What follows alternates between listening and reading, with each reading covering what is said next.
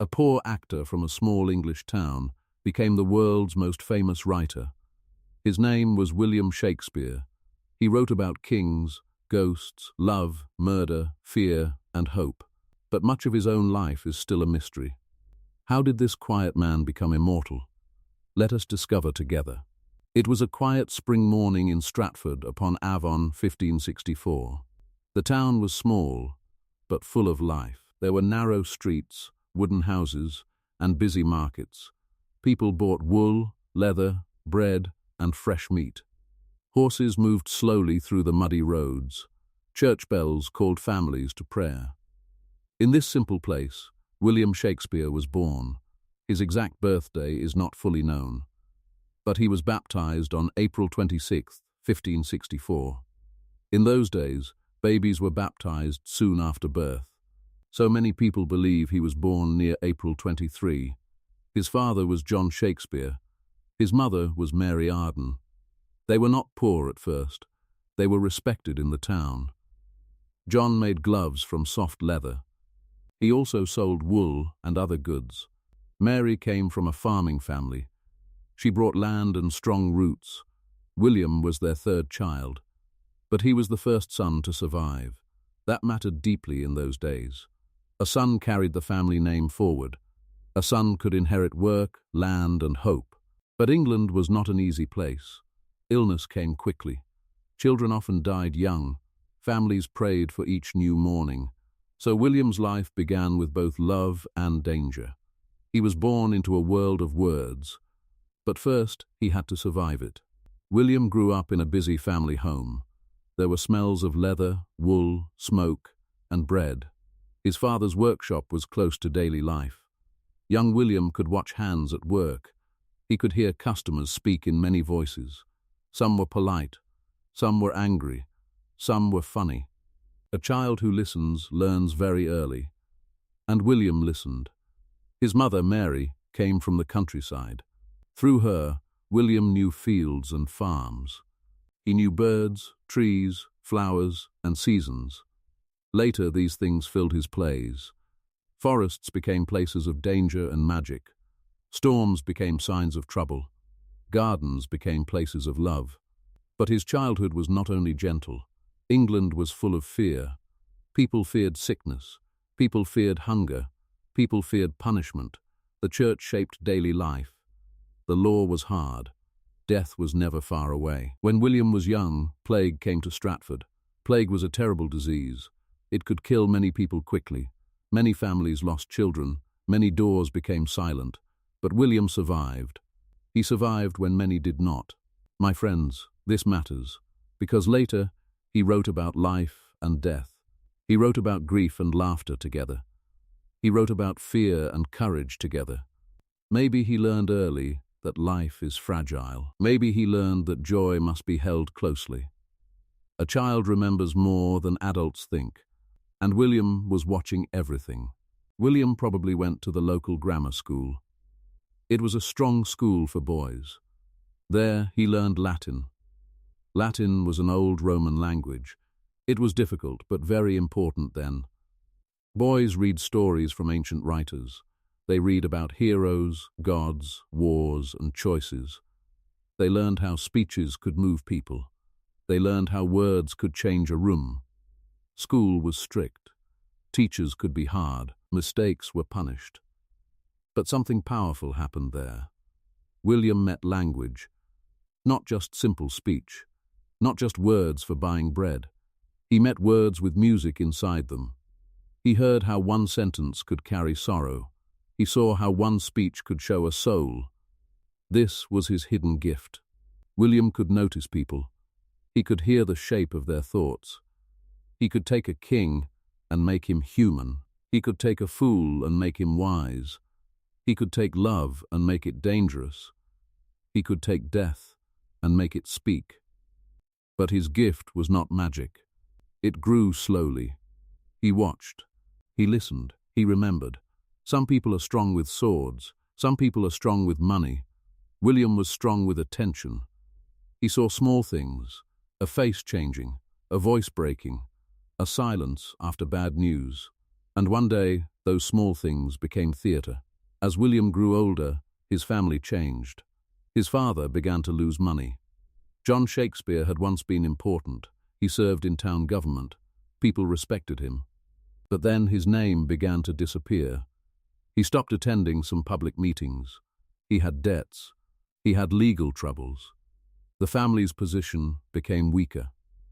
For young William, this was serious. A family fall was not private then. Everyone in town could see it. Neighbors talked, people judged. Respect could vanish very quickly. William may have left school early. We cannot know for certain. But many scholars believe money was a reason. His learning was strong, but his road was not simple. He did not go to university. He did not become a rich gentleman. He did not begin with power. He came from a family under pressure. Then another pressure came. He married very young. William was 18 years old. Anne Hathaway was 26. Soon they had a daughter named Susanna. Then they had twins, Hamnet and Judith. William was still a young man. But now he had a wife. He had children. He had responsibility. He needed work. He needed money. He needed a future. And Stratford could not hold all his hunger. Something in him had to move. Something in him had to leave. For several years, William Shakespeare disappears from history. We do not know exactly where he was. We do not know exactly what he did. These are called his lost years. They feel almost like a closed door. Behind that door, a young father is struggling. He is not yet famous. He is not yet respected. He is not yet safe. Maybe he works in small jobs. Maybe he teaches. Maybe he travels with actors. Maybe he feels trapped by responsibility. We cannot pretend to know everything, but we can feel the pressure. He has a family in Stratford. He has dreams too large for one town. He has talent, but no clear path. My friends, this is a lonely place. Many lives pass through this same darkness. You have ability. You have hope. But no door opens. You work. You wait. You wonder. And no one knows your name. It was a grey evening in London around 1590. The city was loud, dirty, and dangerous. The streets smelled of smoke and waste. The theatres were exciting, but uncertain. Actors were not always respected. Writers were not always paid well. Disease could close the theatres suddenly. Powerful people could punish dangerous words. William entered a world full of risk. He could fail there. He could be forgotten there. He could lose everything there. But sometimes the darkest door is still a door, and William was already standing before it. It was a bright afternoon in London, 1592. A wooden theatre stood full of noise. People pushed close together.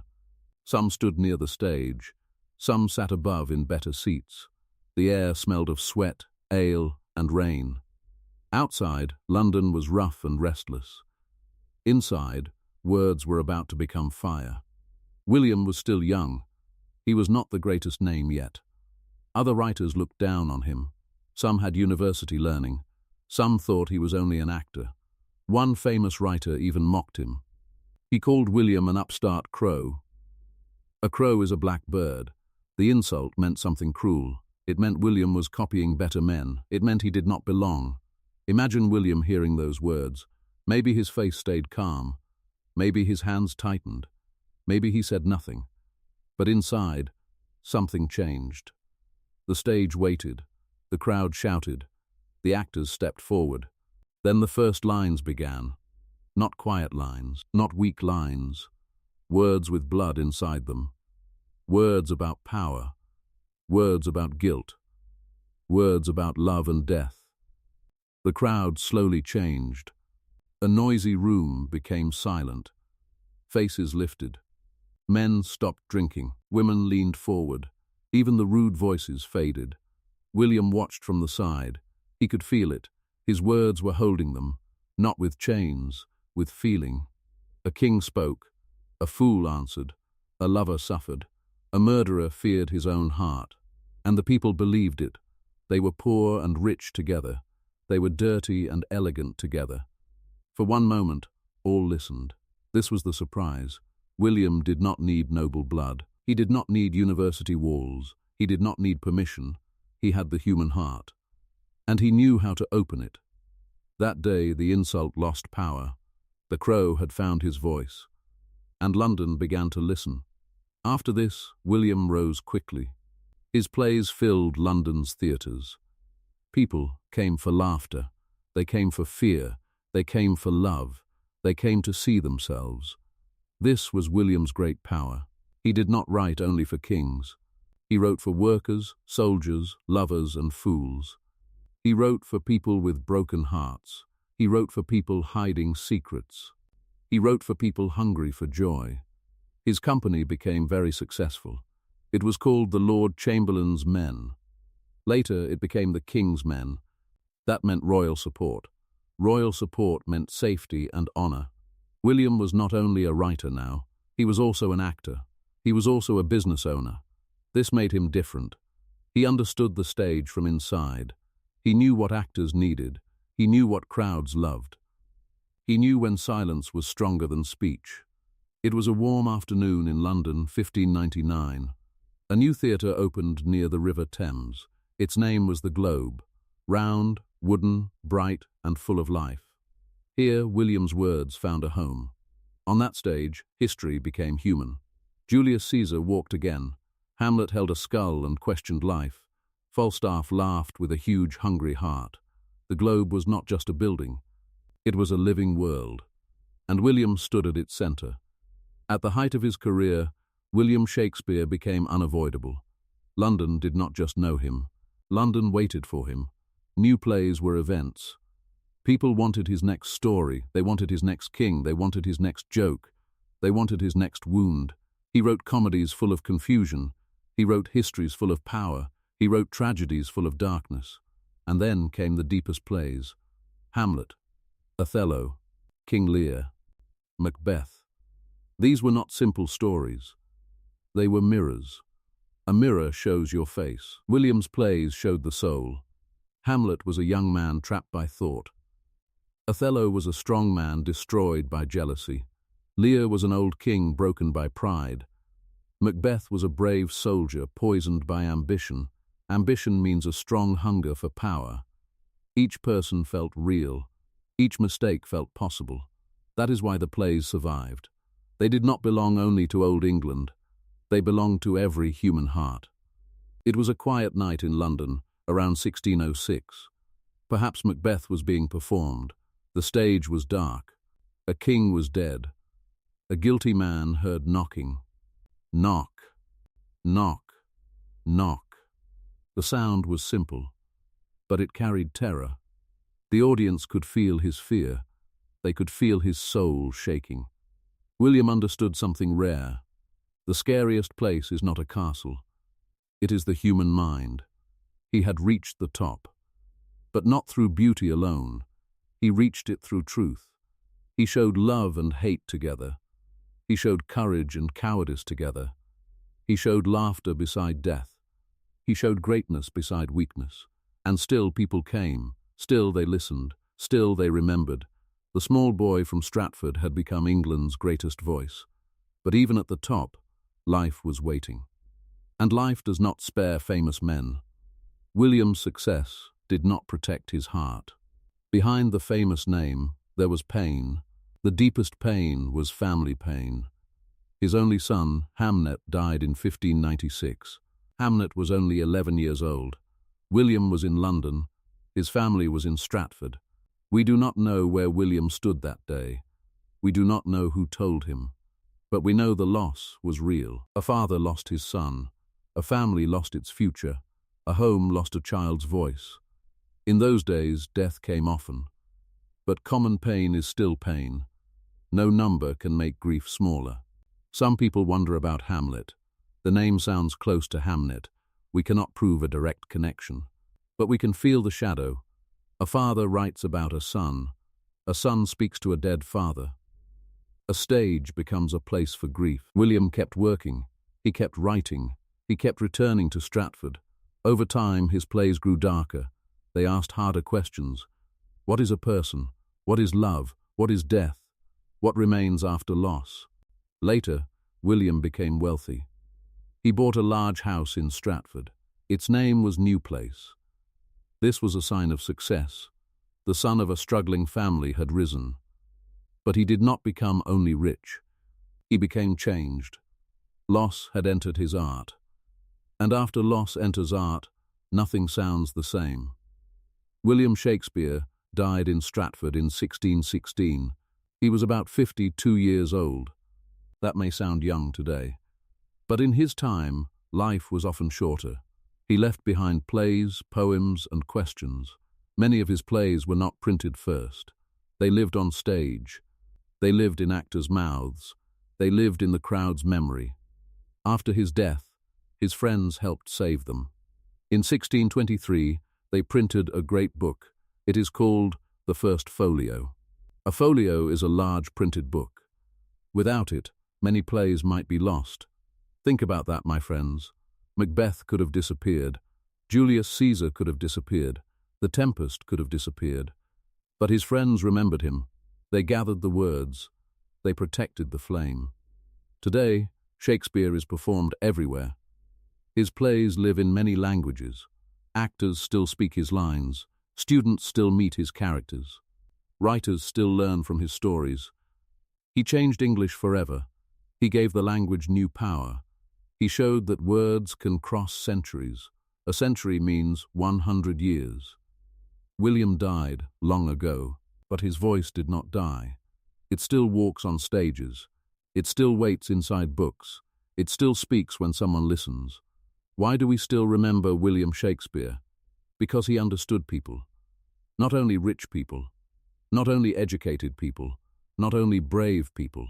He understood frightened people. He understood jealous people. He understood lonely people. He understood people who loved too much. That is why his stories still breathe. They remind us that every person has a secret world. A smile can hide pain. A joke can hide fear. A crown can hide weakness. A quiet face can hide a storm. This is one lesson from his life. Look more deeply. Listen more carefully. Judge more slowly. Another lesson is patience.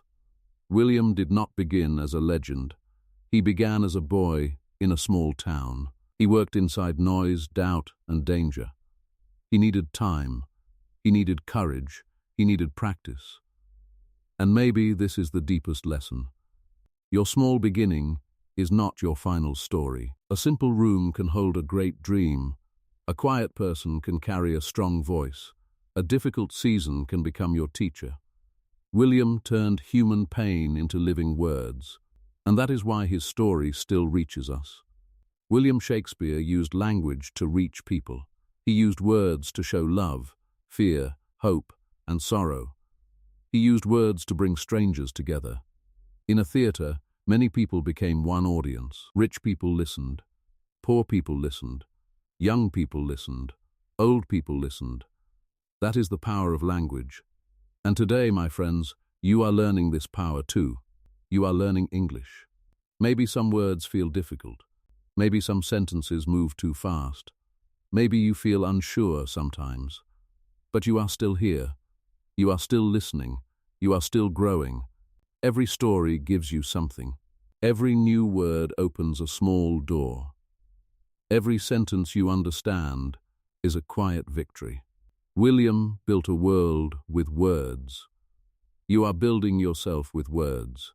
Not in one day. Not in one lesson. Not in one perfect moment. Slowly, kindly, and bravely. That is how real learning happens. If this story touched you, please like this video and subscribe to Story World English for more. Leave a comment below. Which part of William Shakespeare's story moved you most? He built worlds with words, and so can you.